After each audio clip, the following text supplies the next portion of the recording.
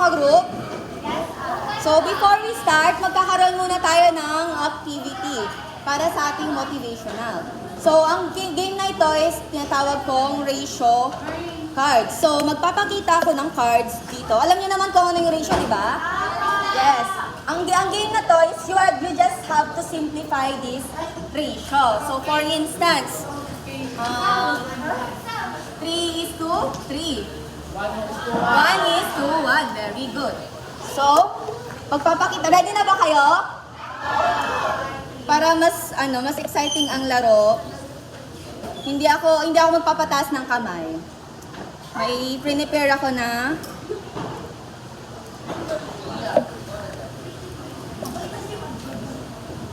wait lang.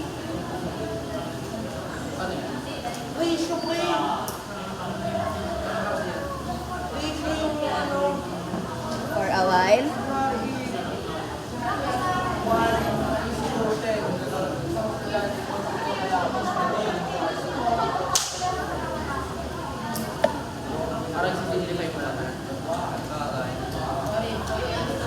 Familiar ba kayo dito?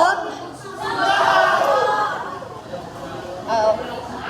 Ang magsasagot dito ay ang lucky winner sa ating duck race. Game na ba? Okay. Set ko lang yung timer. Okay, game na. So, ang lucky winner natin sa activity ay si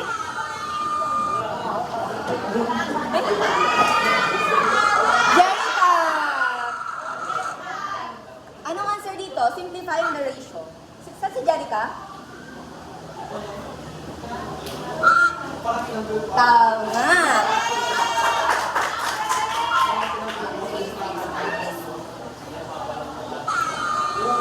Next. Gia. Wala siya? Gian, wala siya?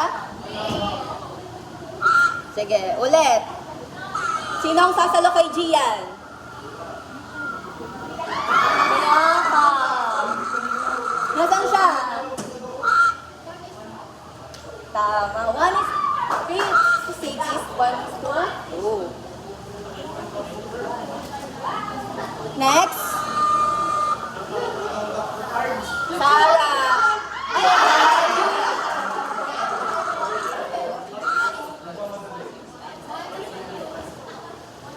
Tama. Very good. Next one.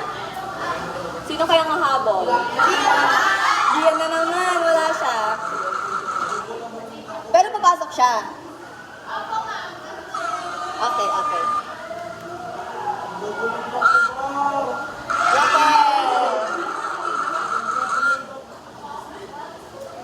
One is the key, correct. Next.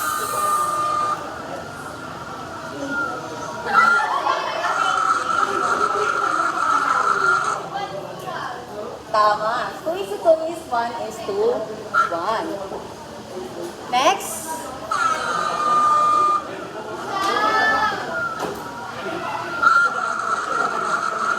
Kasunod na Sofia. Correct. Very good. Last 2.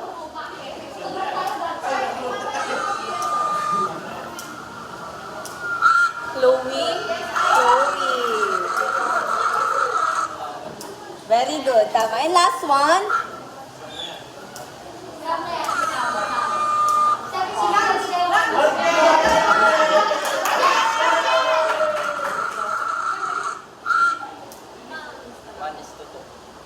Tama. Very good.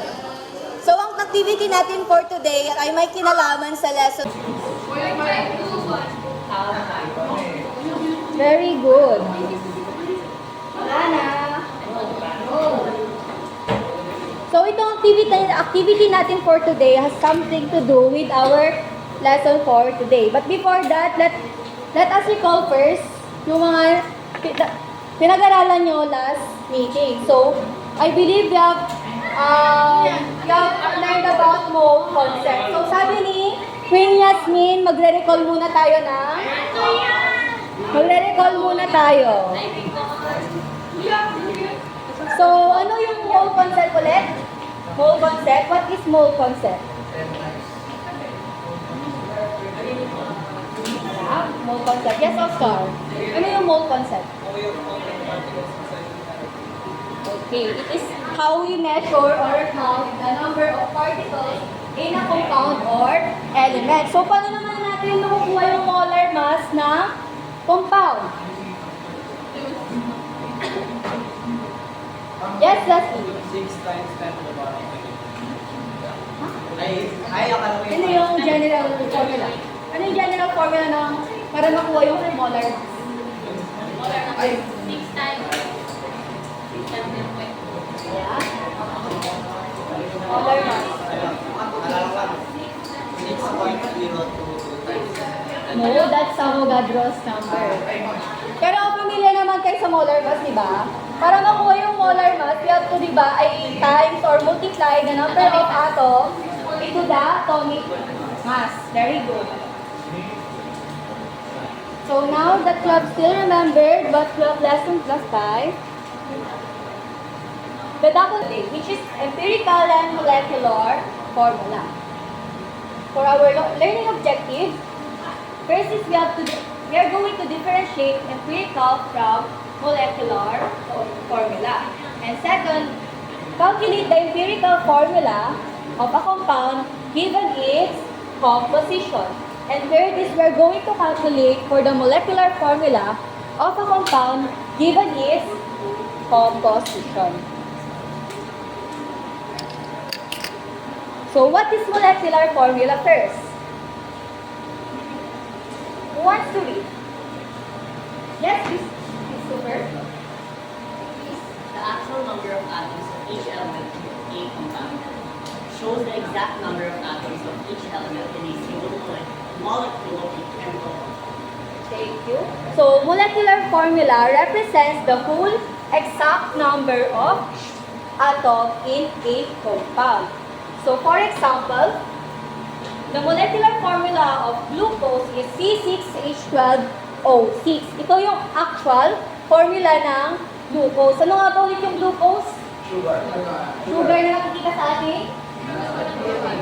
Saan? Very body. Glucose is the primary sugar in our body and ginagamit ito para mag-convert ng energy na ginagamit ng ating cell for everyday life.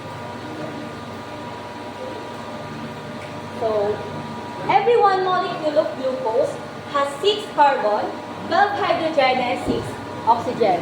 Walang labis, walang kulang. That's the actual.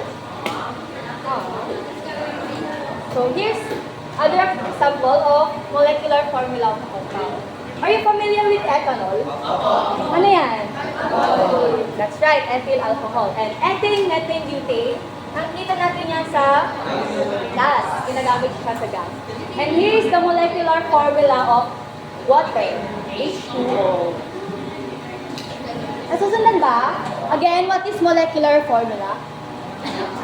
Raise your hand. Yes, what? Actual numbers of atoms. Very good. Molecular formula shows the exact or actual number of atoms in a compound. Next naman is empirical formula. So, kanina, nagpa-recite or nagpa-activity ako ng simplification of ratio. Kasi, empirical formula is the simplest whole number ratio of elements in a compound. Meaning to say, it is the reduced chemical formula. Ratio of molecular formula. So, for example, kanina nakita ninyo na ang glucose ay mayroong molecular formula na C6H12O6. Anong ratio ng? Nasaan na yun? Ano ang ratio ng ating molecular formula? If the molecular formula of glucose is C6H12O6, ano ang kanyang empirical formula?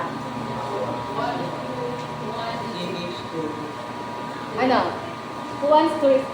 Yes, sir. CH2. Tama nga ba? Very good. CH2 Kasi C6H12 O6 divided by 6. Kaya nakuha yun. Naintindihan ba? Sure? Walang tanong?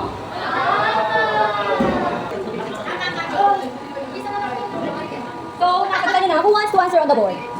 Sige. Number 2. Yes.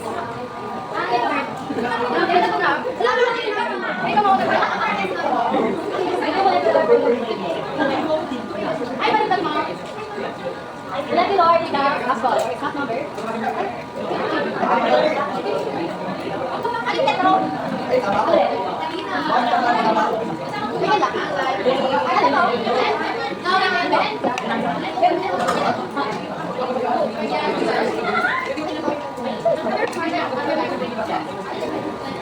So now, dadako naman tayo sa computation ng empirical and molecular formula by a given percentage. So bring up your scientific calculator and your periodic table. Pwede, as long as calculator lang ang gagawin.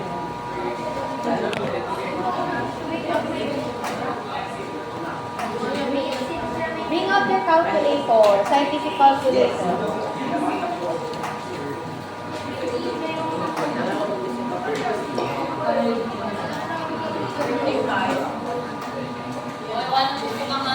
To compute an empirical formula by a given percentage, we have to remember this step. So, first step is percent to mass, mass to mole, so divide or divided by smallest, and multiply in whole. So, try natin itong sample problem number 1. Can you please read? Yes, Christopher.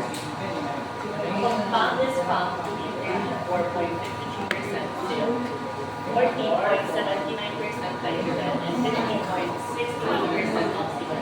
Calculate the empirical formula of this compound.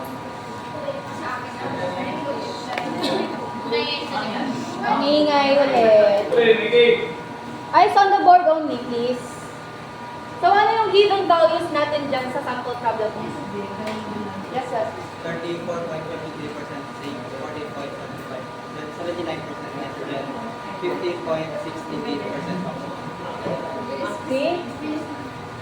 14.29% nitrogen.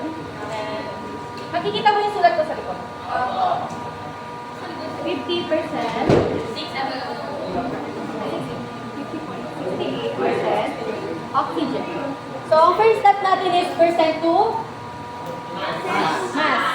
So, ang standard unit ng mass is starts with letter G. The standard unit for mass. Gram. So, we have to convert this percent into gram. So, ang magiging given natin is 34.53 grams with. Huwag niyo kakalimutan palagi yung unit kapag nagko-compute kayo. Kasi kapag walang grams yan, weight ba to or temperature, lagay niyo kung ano yung unit ng number. Understood?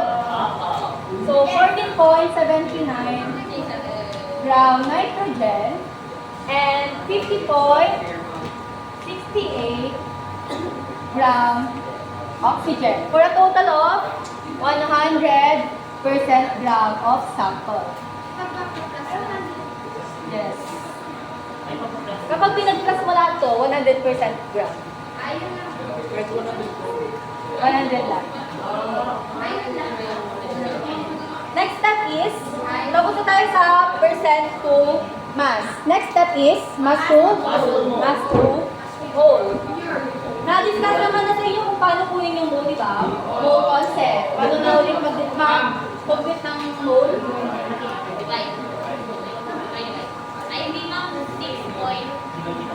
So, try muna natin sa D. So, to get the mole of Z, ano muna yung atomic mass ng Z? Atomic mass. Look at your periodic table. Atomic mass. Oscar, ano ang atomic mass ng zinc? 65?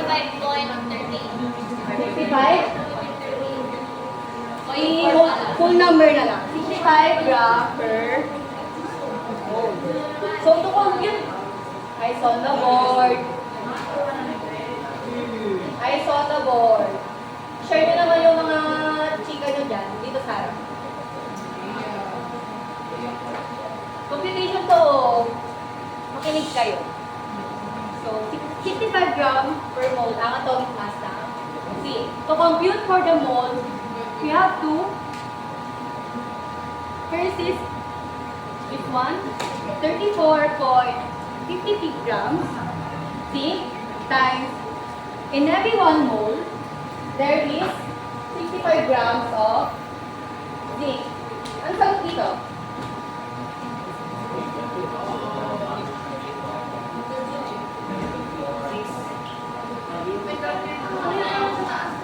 Final answer?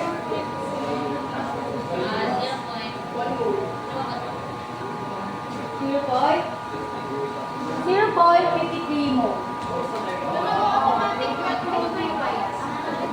Yes, 1 mole pala ito. In every 1 mole, there's 65 grams of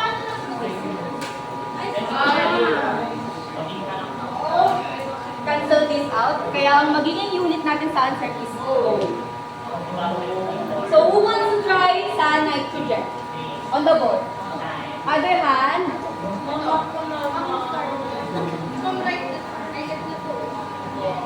One. Sino? Other hands, please. Bibigyan ko ng dalawang star. Ma.